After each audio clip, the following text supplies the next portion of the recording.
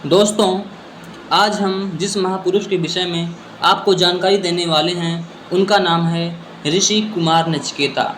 अगर यह जानकारी आपको अच्छी लगे तो वीडियो को लाइक और चैनल को सब्सक्राइब ज़रूर कीजिएगा। तो दोस्तों चलते हैं, शुरू करते हैं। दोस्तों, प्राचीन काल में महर्षि बादश्रवा नाम के एक राजा हुए।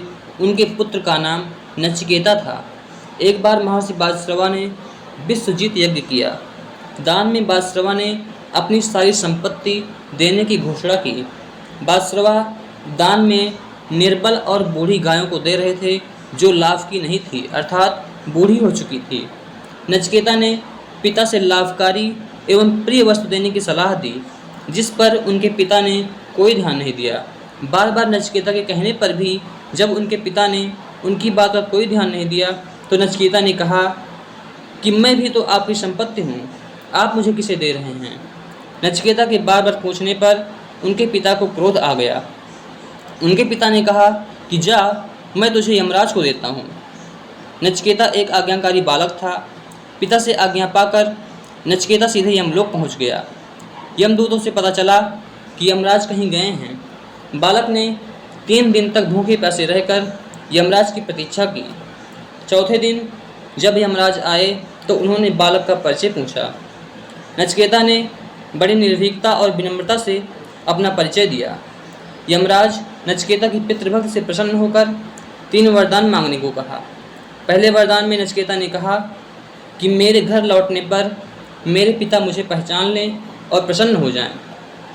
यमराज ने कहा तथास्तु, ऐसा ही होगा।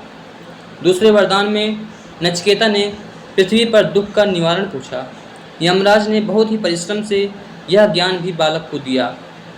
तीसरे वरदान में नचिकेता ने पूछा कि मृत्यु क्यों होती है, मृत्यु के बाद मनुष्य का क्या होता है और वह कहाँ जाता है। यह प्रश्न सुनकर यमराज चौंक पड़े। उन्होंने कहा कि यह कठिन प्रश्न है और इसका उत्तर देना आसान नहीं है। सारांश में तुम यह समझो कि जिसने कोई पाप नहीं किया और किसी को सताया नहीं, उसे मृत्यु के समय पीड़ा नहीं होती है।